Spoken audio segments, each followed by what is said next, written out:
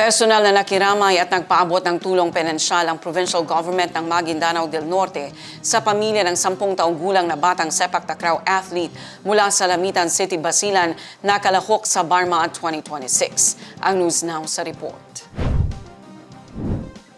Dumating sa burol ng 10 gulang na bata si Board Member Darwin Panga sa Sitio Baroy, Barangay Ubit, Lamitan City, Basilan.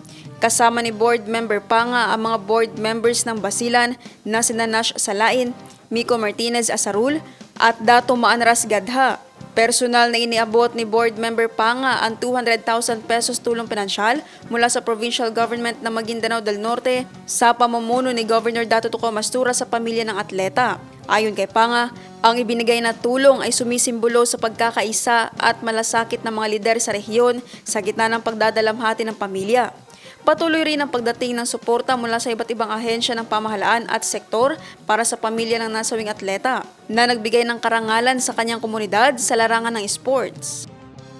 Nandito po kami ngayon sa Lamitan City, Basilan upang ipaabot ang tulong ng mula sa probinsya ng Maguindanao del Norte sa pangunguna ng aming mahal na Governor, Honorable Dato Tuco Mastura, sa aming Vice Governor, Honorable Dato Marshall Sinsuat, sa aming Provincial Administrator, Dato Sharifudin Tuco Mastura, upang ihatid personal yung tulong ng probinsya ng Maguindanao del Norte sa pamilya po ng pumanaw na atlet. Ang probinsya po ng Maguindanao del Norte ay nagbigay po ng financial assistance na 200,000 sa pamilya po.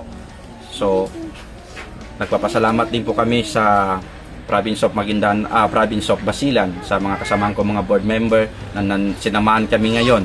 Kasama ko ngayon ang aming kasamahan ko sa Provincial of Maguindanao del Norte, Honorable Dato David Sinsuat, kasama ng board members league ng Basilan. Sukran po sa inyong lahat. Sukran po. Sukran, nakikiramay po kami sa pagpanaw ng atletang ito. Naphtali Velarde, iMinds, Philippines.